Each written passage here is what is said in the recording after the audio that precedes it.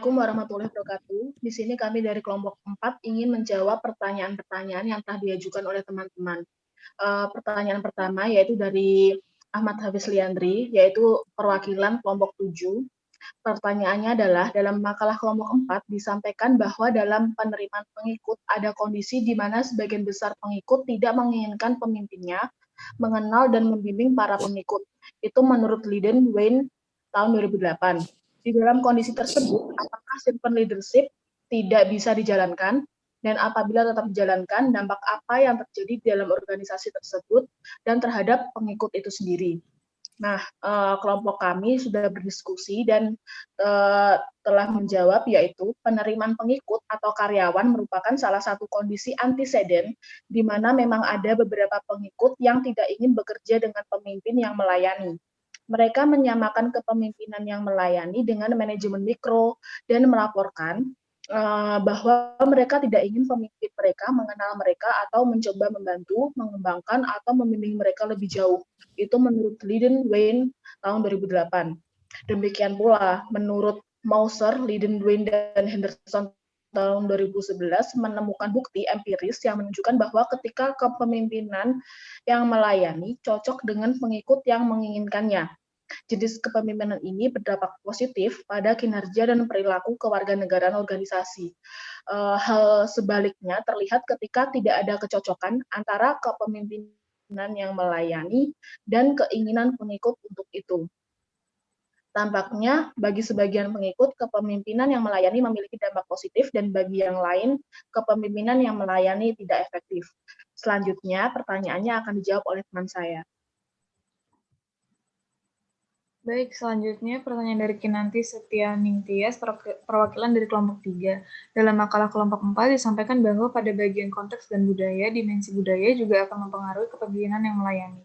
Menurut kelompok kalian, bentuk budaya seperti apa yang bisa mendukung kualitas servant leadership dan juga untuk budaya seperti apa yang bisa menurunkan kualitas servant leadership?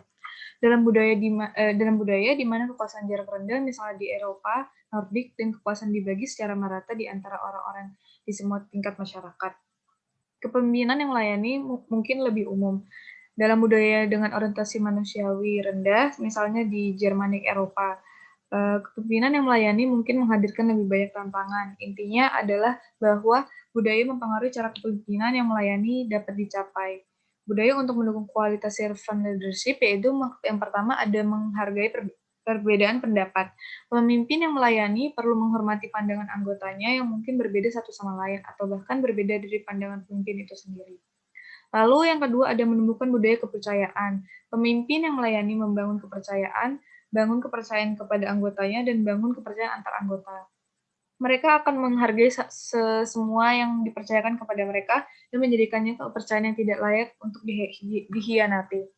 Lalu yang ketiga ada menumbuhkan pemimpin lainnya. Faktor replikasi sangat penting, itu berarti mengajar orang lain untuk memimpin, memberikan peluang untuk bertumbuh dan memandu dengan memberikan contoh yang baik. Itu berarti pemimpin tidak selalu harus memimpin, tetapi menyerahkan kekuasaan dan mewakili orang lain untuk memimpin. Lalu yang keempat, ada mendorong dan memotivasi. Servant leader sesungguhnya akan mendorong dan memotivasi bahwa ia mendukung dan turut ambil bagian di dalamnya. Dan sisi lainnya hanya akan memberi perintah untuk melakukannya. Lalu yang kelima ada berpikir jangka panjang. Seorang pemimpin yang melayani berpikir rentang generasi berikutnya, pemimpin berikutnya, peluang berikutnya. Itu berarti kompromi antara apa yang penting hari ini dan hari besok, dan membuat pilihan untuk memberi manfaat bagi masa depan. Next.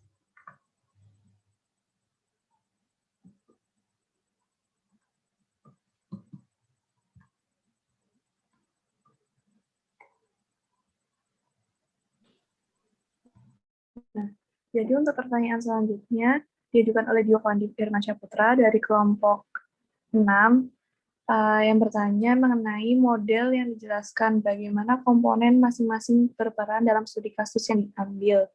Apakah Presiden Jose Mujica menerapkan atau memiliki semua komponen model servant leadership yang telah disebutkan di atas? Misalnya, komponen 7 perilaku pemimpin.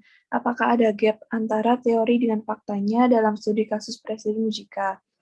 Nah, dalam masa kepemimpinannya sebagai presiden, tentunya Jose Mujica mengabdi sekaligus mengemban sebagai presiden yang sesungguhnya, yang mana dikatakan bahwa Jose Mujica ini merupakan tokoh yang benar-benar menerapkan servant leadership.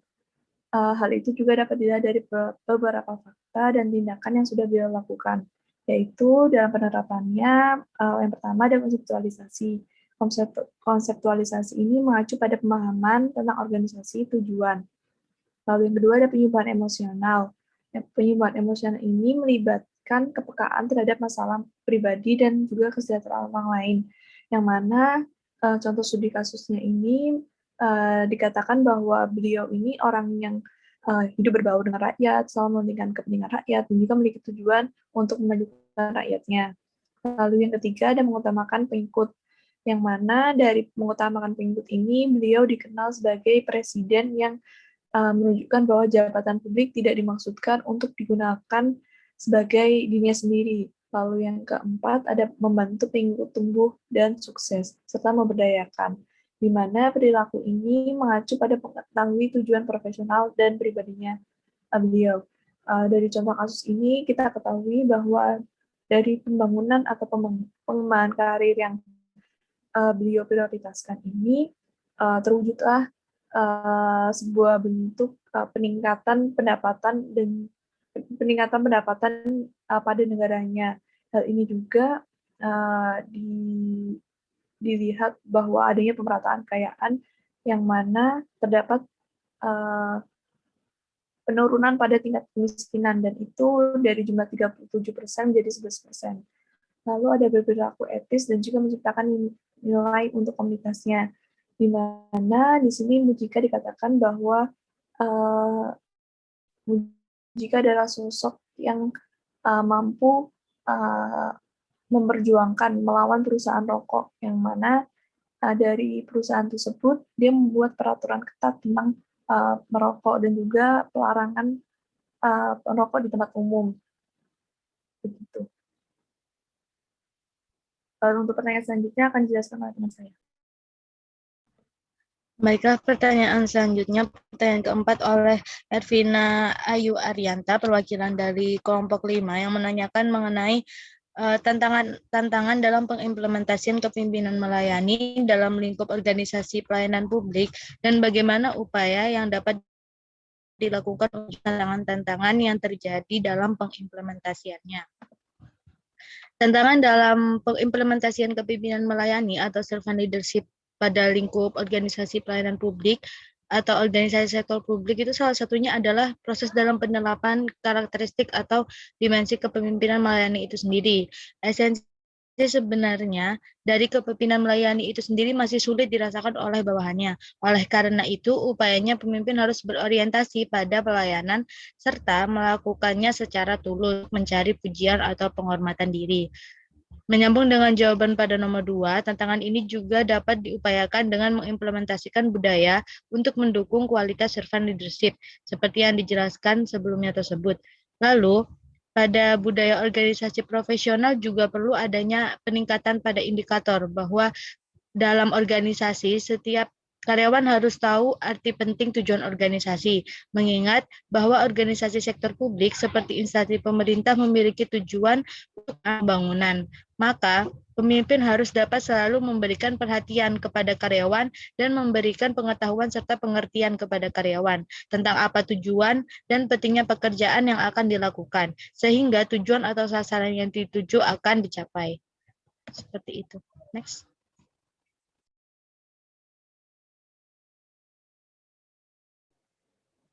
Lalu pertanyaan selanjutnya dilontarkan oleh Elsade Hosana, perwakilan dari kelompok 2, dengan pertanyaannya yaitu, bagaimana cara mendorong para pemimpin untuk mau menerapkan karakter atau konsep melayani saat memimpin, mengingat konsep melayani ini tentunya membutuhkan waktu yang tidak sebentar untuk melakukan pendekatan kepada masing-masing pengikut. Serta, menurut kelompok kalian, apakah ada kritik terhadap konsep kepemimpinan ini? Sebelum seseorang pemimpin menjadi pemimpin, terdapat beberapa faktor mengapa ia ia dapat menjadi seorang pemimpin seperti ada banyaknya pengalaman, adanya faktor genetik, ataupun adanya lingkungan yang mendukung orang tersebut untuk menjadi seorang pemimpin. Dengan adanya beberapa faktor yang saling mendukung tersebut, dapat menambah motivasi orang untuk terus mencapai tujuannya, yaitu menjadi seorang pemimpin, seperti yang dikatakan oleh Onong Uhyana Effendi pada tahun 1993, motivasi adalah kegiatan memberikan dorongan kepada seseorang atau diri sendiri untuk mengambil suatu tindakan yang dikehendaki. Apa yang dikatakan oleh Effendi tersebut dapat diterapkan dalam salah satu cara untuk mendorong pemimpin untuk menerapkan konsep melayani ini. Dengan adanya motivasi di dalam diri pemimpin ini, sangatlah membantu untuk para pemimpin menerapkan konsep apa yang ia inginkan di dalam diri bawahannya atau organisasinya, karena tidak hanya untuk membantu mencapai tujuan, tapi juga untuk menciptakan lingkungan yang kondusif agar dapat memotivasi anggota-anggota kelompoknya. Lingkungan kondusif yang dapat memotivasi itu sangat penting, karena motivasi setiap individu akan berkorelasi langsung dengan produktivitas. Motivasi ini merupakan kunci penting dalam segala kegiatan yang dilakukan oleh pemimpin ataupun bawahan. Mengapa?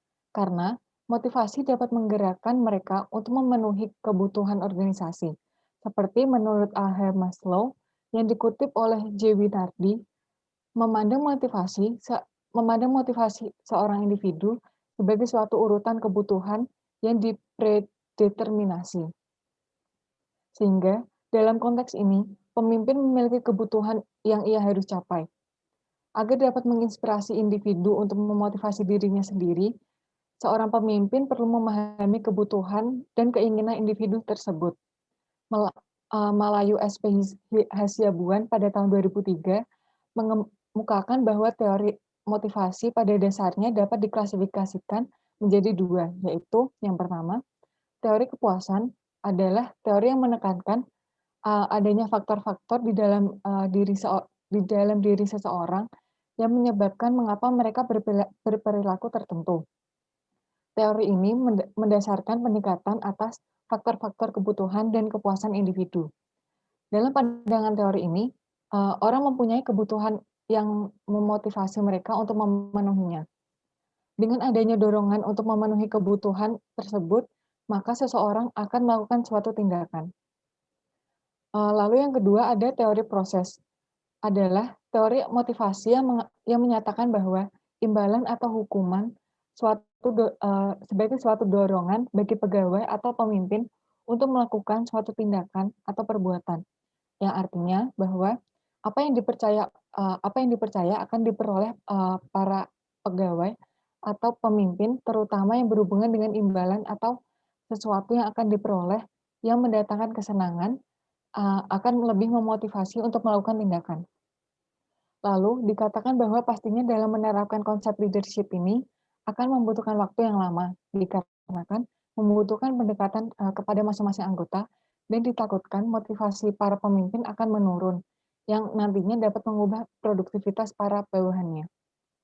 Maka dari itu, untuk terus dapat meningkatkan motivasi, maka para pemimpin harus dapat mencari cara kreatif untuk menentukan bagaimana ia akan menerapkan konsep leadership ini sendiri. Apakah ia akan melakukan pendekatan secara individu atau dengan cara lainnya. Tidak hanya itu, pemimpin harus dapat menentukan situasi yang tepat dalam melakukan pekerjaannya. Terdapat kritik terhadap konsep kepemimpinan pelayanan ini, yaitu dalam paper yang dituliskan oleh Sarah E. Minis dan Jamie E.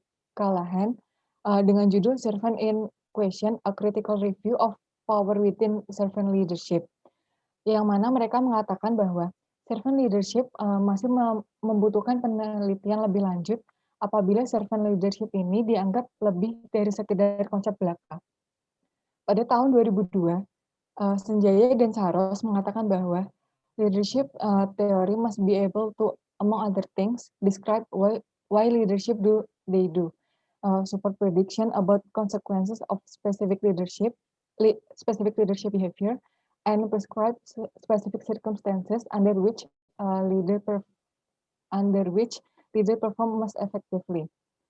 Selain itu, konsep dalam servant leadership masih sedikit sulit untuk dipahami dan bagaimana cara organisasi bekerja apabila organisasi tersebut menggunakan konsep kepemimpinan ini. Serta, peneliti masih harus mencari jawaban dari pertanyaan apakah servant leadership ini benar-benar efektif diterapkan di dalam organisasi. Next. Pertanyaan terakhir adalah dari Nadia Nurdiana, perwakilan dari kelompok 1. Pertanyaannya adalah, dalam makalah disebutkan model kepemimpinan pelayanan, cara pandangnya holistik dan beroperasi dengan standar moral spiritual. Apakah bisa dijelaskan lebih detail terkait hal tersebut? Dan adakah hubungan antara standar moral spiritual dengan kepemimpinan pelayanan?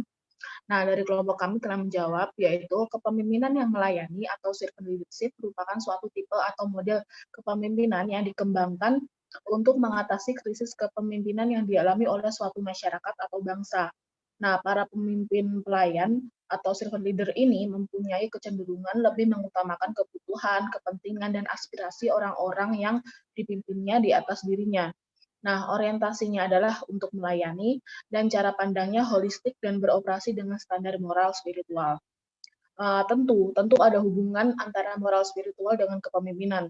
Nah, kepemimpinan moral spiritual merupakan kepemimpinan komprehensif yang menggabungkan beberapa pendekatan secara bersamaan sebagai kekuatan penggerak kepemimpinan. Nah, pemimpin yang memiliki moral spiritual yang baik, maka akan mampu membawa pengaruh yang positif bagi pembentukan karakter pengikut untuk menjadi pribadi yang lebih berkarakter. Nah, kepemimpinan yang berbasis moral spiritual dalam kesehariannya juga akan mengedepankan nilai-nilai moral dan akhlak mulia dalam melaksanakan tugas keseharian, sehingga mampu menjadi cerminan bagi para pengikut dalam bersikap dan berperilaku. Nah, berikut tadi adalah jawaban-jawaban yang sudah kami sampaikan.